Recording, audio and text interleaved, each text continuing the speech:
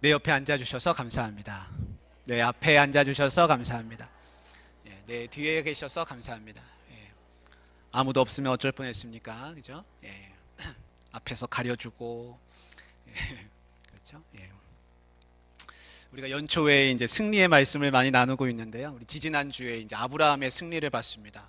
그래서 아브라함은 소돔 땅하고는 거리가 멀리, 악한 곳에서 멀리 자신을 떨어뜨려 놓고 318명의 용사를 기르면서 하나님을 예배하고 그렇게 살고 전쟁을 늘 준비하고 있었습니다. 싸울 준비가 돼 있었습니다.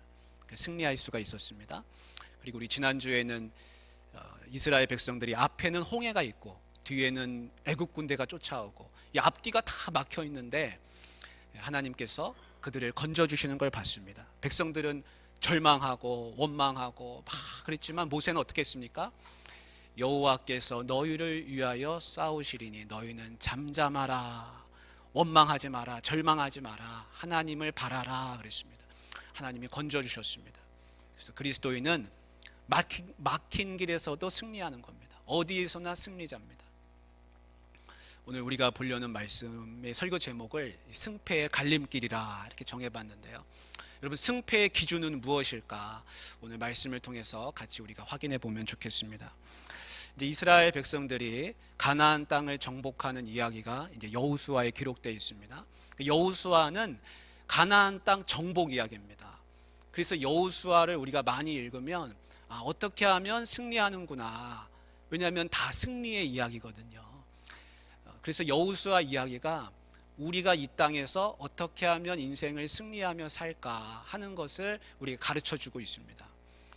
여호수아 첫 번째 전쟁이 뭐냐면은 여리고 전투입니다. 여리고 전투. 근데 여리고 전투를 앞두고서 여리고 사람들이 성문을 굳게 닫았습니다. 성경에 보면 출입하는 자가 없다고 그랬습니다. 지금 여리고를 이렇게 발굴하는 분들 이야기를 들어보면 그 여리고성 높이가 굉장히 높았다 그래요. 고대의 아주 높은 두터운 성이었다 그럽니다. 그러니까 이스라엘 백성이 여리고 성을 쓰러뜨릴 무슨 방법이 없습니다. 근데 하나님이 이 백성들에게 아주 한 번도 듣지도 보지도 못한 그런 아주 생소한 방법을 가르쳐 주셨는데 그게 뭐냐면 성을 빙빙 둘러싸가지고 하루에 한 바퀴씩 도를 하는 겁니다. 하루에 한 바퀴 돌고 둘째 날 또 한 바퀴 돌고 엿새째까지 한 바퀴씩 계속 돌다가 일곱째 날에는 7바퀴를 돌고 그리고 제사장들이 양각나팔을 불 때 양각나팔 소리가 우 아주 우렁찬 소리가 나거든요. 그 소리에 맞춰가지고 백성들이 함성을 지르면 성이 무너진다는 겁니다. 여러분, 소리에 의해서 성이 무너진다. 하나님 그렇게 말씀해 주셨어요. 그래서 백성들이 이 말씀을 듣고 아무도 여기에 이의를 제기한 사람이 없습니다. 다 한마음이 돼가지고 앞에 제사장들이 언약궤를 들고 가고 양각나팔을 잡은 또 제사장들이 있고 백성들이 그 뒤를 줄줄줄 따라가면서 이제 여리고성을 돌게 됩니다. 그리고 7일째 다 됐을 때 7바퀴 다 돌고 나서요. 그리고 나서 정말로 그들이 함성을 외쳤을 때 성은 정말로 무너졌습니다. 무너졌습니다, 여러분. 그래서 여리고성 전투는 우리에게 뭘 가르쳐 주냐면 내 힘과 내 능력으로는 할 수 없는 일이 있는데 하나님의 방식대로 해보라는 겁니다. 인생을 살아가는 데 있어서 내 생각, 내 방식대로 살지 말고 내 하고 싶은 대로 살지 말고 말씀대로 한번 살아보라는 겁니다. 그러면 승리한다. 그것을 우리에게 가르쳐주고 있습니다. 하나님이 우리에게 가르쳐주시는 이 승리의 방식은 때로는 내가 이해 안 되는 방식이기도 합니다. 아니, 성을 빙빙 돌고 함성을 지른다고 어떻게 그 성이 무너질까? 전혀 이성적이지 않잖아요. 그런데 여러분, 내가 이해되는 것은 믿고 따르고 이해가 안 되는 것은 안 믿고 안 따르고 내 지식의 내 이성의 범주 안에서 내가 신앙생활 하겠다? 이거는 신앙생활이 아닙니다. 이거는 내가 나를 믿는 것입니다. 하나님을 바란다고 하는 것은 내 이성을 다 뛰어넘는 것이죠. 이스라엘 백성들이 이 방법을 행했습니다. 그리고 그 성이 정말로 무너졌습니다. 사랑하는 우리 성도님들, 우리가 운동 유튜브 저는 가끔씩 볼 때 있거든요. 그 운동 유튜브 보면서 내가 건강해지는 것 같습니다. 저렇게 운동하면 근육이 생기고 몸이 좋아지고, KBS 생로병사의 비밀 보면 얼마나 잘 설명해 줍니까? 그림으로 우리 모든 장기를 다 그림으로 보여주면서 어떤 원리로 건강해지는지 다 그걸 말해줍니다. 근데 여러분, 그거 백날 봐도 건강해지지 않습니다. 건강해지려면 내가 밖에 나가서 진짜 걸어야 되고, 식단 조절해야 되고, 헬스클럽에도 가야 되고, 내가 움직이고 할 때 건강해지지요. 우리가 자전거를 타는데 내가 다 이해하고 자전거 탑니까? 내가 자전거 타다 보면 내가 이해가 됩니다. 이런 원리로 내가 되는구나. 내가 내 머리로 이해하고 모든 걸 하려고 그러면 발을 내디딜 수가 없습니다. 그런데 내가 해보면 이해가 되고, 순종해보면 이래서 하나님이 이런 말씀을 하셨구나, 그것을 우리가 깨닫는 경우가 많이 있는 것이죠. 여리고 전투는요, 내 이성, 내 능력, 내 힘으로는 7일 아니라 7달, 7년 그 이상 가더라도 절대로 할 수 없는 겁니다. 근데 하나님의 말씀대로 해보니까 되더라는 것입니다. 이스라엘 백성이 첫 번째 전투에서 이걸 배웠습니다. 하나님이 가르쳐 주신 방식대로 하니까 되는구나. 다 같이 승리했습니다. 근데 모든 게 다 잘 되었다고 생각했을 때쯤에 사탄이 한 사람의 마음속 깊은 곳으로 침투를 했습니다. 그 주인공이 누구냐면 유다 지파 사람 아간이란 자입니다. 아간이 이 여리고 전투에 참여했는데, 참여해서 막 싸우다 보니까 어딘가에 들어갔는가 봐요. 거기에 가니까 금덩어리가 하나 있는 겁니다. 은 200세겔이 거기 있습니다. 그리고 명품 외투 한 벌이 있는데 상표를 딱 보니까 신할산이에요. 당시에 이 신할산 외투가 아주 좋은 것이었거든요. 이 아간이 그걸 보고 그걸 놔두고 올 수가 없습니다. 그래서 보따리에 싸가지고 아무도 모르게 챙겨가지고 거기서 나왔습니다. 그리고 자기 장막에 가서 땅 밑에다가 그걸 잘 감춰놨다는 겁니다. 근데 하나님이 뭐라고 하셨냐면, 여리고 성 안에 들어가서 절대로 아무것도 들고 나와서는 안 된다 하셨습니다. 왜냐하면요, 하나님이 그 여리고성 전투를 진멸하라 하셨거든요. 그러니까 아무것도 가지고 나오면 안 되는 겁니다. 근데 아간은 그걸 보자마자 눈이 멀어버리고 말았습니다. 그래서 그걸 챙겨가지고 나왔습니다. 그리고 나서 바로 이어지는 전투가 아이성 전투인데, 아이성 전투는 다 이길 줄 알았습니다. 근데 막상 싸워보니까 백성들이 크게 져가지고 도망치느라 정신이 없었습니다. 근데 이 진 이유를 하나님 앞에 여쭙고 기도하면서 알게 된 건 뭐냐면, 하나님이 너희 가운데 죄가 있다는 겁니다. 불순종이 있다는 겁니다. 그러면서 하시는 말씀이 아간의 불순종을 지적하셨습니다. 아간 한 사람 때문에 너희가 졌다고 하셨습니다. 여러분, 언뜻 생각하면 잘 이해가 안 되지요. 아니, 아간이 불순종했으면 아간이 화를 당하든지, 아간 한 사람의 문제 아닙니까? 근데 모든 백성이 다 전투에서 패했습니다. 여러분, 공동체에서 한 사람의 죄는 그 사람만의 것이 아니라 모두의 죄입니다. 나 한 사람이 불순종함으로 인해서 우리 가정이 어려움을 당할 수 있습니다.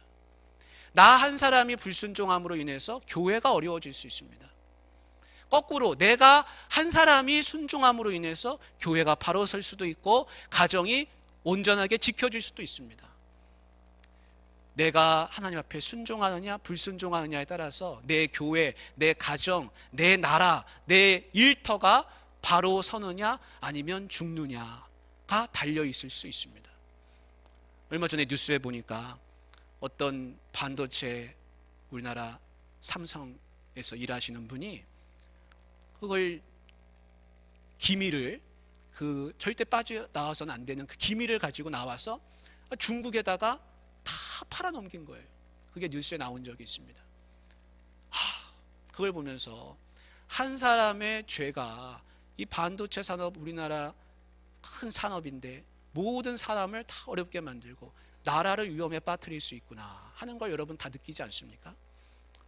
어떤 사람이 비행기를 탔는데 비행기가 공중에서 날고 있는데 문을 답답하다고 열어 제껴가지고 문이 열린 겁니다. 여러분 그 안에 많은 사람이 타고 있었는데 모두가 다 위험에 빠질 뻔한 일이 있었습니다. 한 사람의 죄, 한 사람의 불순종이 때로는 모든 사람을 다 힘들게 만드는 일이 우리 주변에 일어나는 것을 봅니다. 여리고성 전투와 아이성 전투에서 우리가 무엇을 배울 수 있습니까? 여리고성 전투는 모두가 다 순종함으로 인해서 이루어진 승리였고, 아이성의 패배는 한 사람의 불순종으로 말미암아서 일어났다는 것입니다. 지금도 이런 일들이 우리에게 일어나고 있습니다. 승리와 패배를 가르는 기준은 그 사람이 얼마나 잘 싸우느냐를 성경이 말하지 않습니다. 싸우시는 분은 늘 하나님이라고 성경은 이야기합니다. 그리고 내가 하나님 앞에 순종하고 있느냐, 불순종하고 있느냐. 모두가 함께 순종하면 싸울 수 있는 것이고 이길 수 있는 것이고, 그러나 불순종하면 그 백성들이 패배하는 것을 성경은 가르쳐주고 있습니다. 오늘 우리가 읽은 말씀도 이 승패의 기준은 우리의 순종과 불순종에 달려있다는 것을 분명하게 이야기해주고 있습니다. 우리 사무엘상 15장 1절을 한번 같이 읽어볼 텐데요, 하나님이 사무엘 선지자를 통해서 사울 왕한테 명령을 내리셨습니다. 우리 15장 1절 말씀을 한번 같이 읽어보겠습니다. 사무엘이 사울에게 이르되 여호와께서 나를 보내어 왕에게 기름을 부어 그의 백성 이스라엘 위에 왕으로 삼으셨은즉 이제 왕은 여호와의 말씀을 들으소서. 여러분 빨간색으로 뭐라고 되어 있습니까? 이제 왕은 여호와의 말씀을 들으소서, 이렇게 되어 있습니다. 핵심이 뭡니까? 왕은 하나님 말씀에 순종해야 한다는 것입니다. 사울 왕은 자기 속에서 하는 말을 들으면 안 됩니다. 하나님이 하신 말씀을 지금 들어야 됩니다. 그 말씀이 무엇이냐? 3절에 나왔습니다. 3절에 지금 가서 아말렉을 쳐서 그들의 모든 소유를 남기지 말고 진멸하되 모든 것을 다 없애라는 겁니다. 아말렉에 속한 것은 모든 것을 다 진멸해라. 이게 지금 하나님 앞에 하나님께서 주신 명령입니다. 언뜻 생각하면 이성적이지 않습니다. 아니 내가 아말렉을 쳤으면, 이겼으면 거기서 많은 것을 가지고 나오는 게, 전리품을 잘 챙겨서 나오는 게 유익한 싸움 아닙니까? 근데 아무것도 챙기지 말고 모든 것을 다 진멸하라 그랬습니다. 아까 여리고성 전투에서도 이성적이지 않은 명령들이죠. 빙빙빙 돌고 함성을 외치면 무너질 것이고, 들어가서는 아무것도 가지고 나오지 말고. 이해가 잘 되지 않지 않습니까? 그러나 그렇게 하라고 하셨습니다. 그게 순종이라고 하셨습니다. 이 아말렉 전투도 마찬가지입니다. 그렇게 하라는 것입니다. 근데 어떻게 했습니까? 사울 왕이 크게 이겼습니다. 아말렉 왕 아각을 사로잡았습니다. 생포했습니다. 근데 사울 왕이 하나님이 하신 말씀이 어느샌가 다 지워지고 말았습니다. 다 흘려버렸습니다. 그래서 9절에 보십시오. 9절에 사울과 백성이 아각과 그의 양과 소의 가장 좋은 것 또는 기름진 것과 어린 양과 모든 좋은 것을 남기고 진멸하기를 즐겨 아니하고 가치 없고 하찮은 것은 진멸하니라. 하찮은 것은 진멸하고 좋은 것은 다 챙겼다는 이야기입니다. 마치 여리고성의 전투에서 여러분 아간의 모습이 떠오르지 않습니까? 아간이 어떻게 했습니까? 들어갔더니 너무 버리고 오기엔 아까운 겁니다. 진멸하기엔 아까운 것입니다. 그래서 그걸 다 챙겨가지고 나왔습니다. 사울 왕과 백성들도 막상 전투를 해보니까 이겼단 말이에요. 이기고 나니까 뭐가 보입니까? 소와 양이 보이고 좋은 것들이 가득한 겁니다. 그거를 챙기기에 급급했습니다. 백성들이 그렇게 하더라도 하지 못하게 막아야 하는 사울 왕이 오히려 앞장서 가지고 그 일을 행하는 사람이 됐습니다. 여러분, 하나님이 너무나 슬퍼하셨습니다. 후회하셨습니다. 11절에 보십시오. 내가 사울을 왕으로 세운 것을 후회하노니. 하나님이 후회하신다고 그랬습니다. 뭐 때문에 후회하셨습니까? 그가 돌이켜서 나를 따르지 아니하며 내 명령을 행하지 아니하였음이니라. 그래서 사무엘이 온 밤을 하나님 앞에 부르짖으면서 기도했습니다. 뭐라고 기도했겠습니까? 불쌍히 여겨달라고, 다 내 죄라고. 그러면 그렇게 울지 않았겠습니까? 다음날 사무엘 선지자가 사울 왕을 찾아갔습니다. 근데 사울 왕은요, 자기가 얼마나 대단한 공을 세웠다고 생각하는지 커다란 기념비를 세우고 딴 데로 또 갔습니다. 사무엘이 찾아갔습니다. 가서 만났더니, 아이고 사무엘 선지자 어서 오십시오. 우리가 크게 이겼습니다. 우리가 아주 잘했습니다. 보십시오. 그러는 겁니다. 사무엘 선지자가요, 도대체 이 소와 양의 울음소리는 무엇입니까? 내 귀에 들려오는 이 소리들은 어떻게 된 겁니까? 아, 사무엘 선지자, 우리가 크게 이기고 많은 걸 챙겨왔습니다. 좋은 걸 다 가져왔습니다. 자기가 잘했다는 겁니다. 여러분, 불순종하는 사람의 특징이 뭡니까? 불순종하는 사람은요, 자기가 잘하는 줄 압니다. 잘했다고 생각합니다. 사울 왕도 마찬가지예요. 자기가 잘못한 거에 대해서는 조금도 생각하지 않습니다. 어찌하여 왕이 여호와의 목소리를 청종하지 아니하고 탈취하기에만 급급하여 여호와께서 악하게 여기시는 일을 했습니까? 사무엘 선지자가 막 책망하기 시작합니다. 근데요, 사울 왕이 뭐라고 대답하는지 보십시오. 20절, 21절 한번 보십시오. 뭐라고 대답하는지 보십시오. 사울이 사무엘에게 이르되 나는 실로 여호와의 목소리를 청종하여 여호와께서 보내신 길로 가서 아말렉 왕 아각을 끌어왔고 아말렉 사람들을 진멸하였으나 다만 백성이 그 마땅히 멸할 것 중에서 가장 좋은 것으로 길갈에서 당신의 하나님 여호와께 제사하려고 양과 소를 끌어왔나이다. 나는 당신이 하신 말씀대로 다 했습니다. 그런데 너무 좋은 것들이 많아가지고 이거는 하나님 앞에 드려야겠다 싶어가지고 끌어왔습니다. 하나님 앞에 드리려고 한다는 겁니다. 여러분, 사무엘 선지자가 경노했습니다. 당신이 아무리 좋은 걸 끌고 와서 하나님 앞에 희생제물을 드린다 한들 그걸 하나님이 받으시겠습니까? 당신이 불순종하는데 좋은 제물을 가져온다 한들 불순종하는 당신이 드리는 제물을 받겠습니까? 당신이 아무리 좋은 기름을 하나님 앞에 바친다 한들 그게 무슨 소용이 있습니까? 여러분, 하나님이 받으시겠습니까? 좋아하시겠습니까? 여러분, 가인과 아벨이 하나님 앞에 제사 드리지 않았습니까? 그런데 하나님이 가인과 가인의 제물은 받지 않으셨다. 분명히 그렇게 기록합니다. 그의 제물만 보시는 게 아니라 가인도 보셨다는 겁니다. 가인의 제물을 안 받으시니까 가인이 화가 나지 않았습니까? 그러니까 하나님이 하시는 말씀이 뭡니까? 네가 어찌하여 고개를 들지 못하느냐? 네가 분하여 하면 어찌 됨이냐? 네가 똑바로 살면서 하나님 앞에 제사 드리면 왜 안 받겠느냐?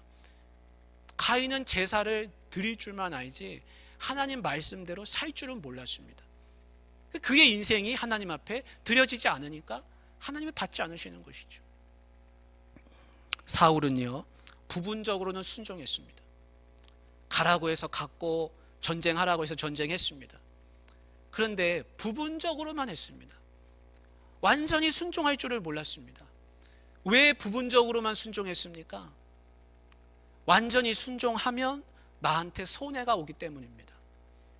하나님 말씀대로, 그 말씀대로 내가 다 순종하면 나한테 손해가 될 것 같으니까 부분적으로만 하는 겁니다. 그래서 나한테 불리한 것은 순종하지 않습니다. 나에게 손해가 되지 않는 범위 내에서만 순종합니다. 여러분, 그걸 순종이라 할 수 있습니까? 그러면 하나님이 뭐하러 명령을 하십니까? 너 하고 싶은 대로 해봐라. 그렇게 말씀하시죠. 하나님이 뭐하러 명령을 주십니까? 하나님의 말씀을 뭐하러 주십니까? 하고 싶은 대로 해봐라. 여러분, 우리도 똑같습니다. 하나님의 말씀을 많이 받고 내가 순종해야 한다는 것을 알지만 내가 다 순종하면 손해다라는 생각이 듭니다. 내가 밑보는 것 같습니다. 밑지는 것 같습니다. 그래서 부분적으로만 합니다.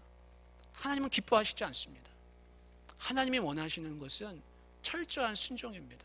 완전한 순종입니다. 그게 순종이지 나한테 유리한 것만, 내게 손해되는 것은 하지 않는 것, 그것은 순종이 아니라는 것입니다. 여리고성 전투나 아말렉 전투에 공통점이 있습니다. 그거는 진멸 전쟁이라는 겁니다. 진멸 전쟁은 뭐냐면 하나님이 심판하시는 겁니다. 마치 소돔과 고모라를 유황불로 심판하셨듯이 하나님이 여리고성을 심판하시는데 여호수아 군대를 통해서 그 여리고성을 심판하시는 겁니다.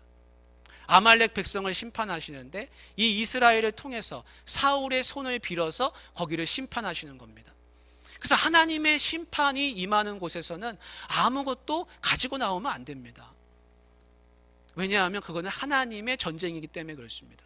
전리품을 챙기는 전쟁이 아니라는 겁니다. 근데 사울 왕도 마찬가지고 아간도 마찬가지고 하나님의 전쟁을 나의 전쟁으로, 내 전리품을 챙기는 전쟁으로 그걸 다 변질시켰습니다. 그래서 하나님은 그 진멸해야 할 대상을 진멸하지 않고 전리품을 챙기는 그 사람이 진멸 대상으로 만들어 버리십니다. 그래서 아간은 아골 골짜기의 돌무덤이 됐습니다. 사울 왕도 본래대로라면 진멸 대상이 돼야 됩니다.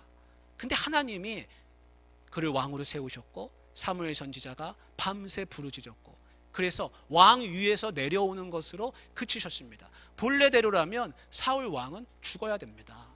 왜냐하면 진멸 전쟁에서 자기가 전리품을 챙겼기 때문입니다. 아간과 똑같은 상황이에요. 근데 하나님의 은혜를 생각하지 않고 그가 마지막까지 왕위를 고집하다가 나중에 스스로 망하게 된다는 것을 우리는 알고 있습니다. 사랑하는 성도님들, 예수님이 부분적으로 순종하지 않았습니다. 예수님은 죽기까지 순종하시고 완전하게 승리하셨습니다. 완전한 순종이 완전한 승리를 가져왔습니다. 만약에 예수님이 부분적으로만 순종하셨다면 절대로 우리는 지금도 죄에서 벗어나지 못하고 죄 가운데 살고 있을 것입니다. 우리가 죄 용서를 받은 건 예수님의 완전한 순종이 있었기 때문인 것입니다.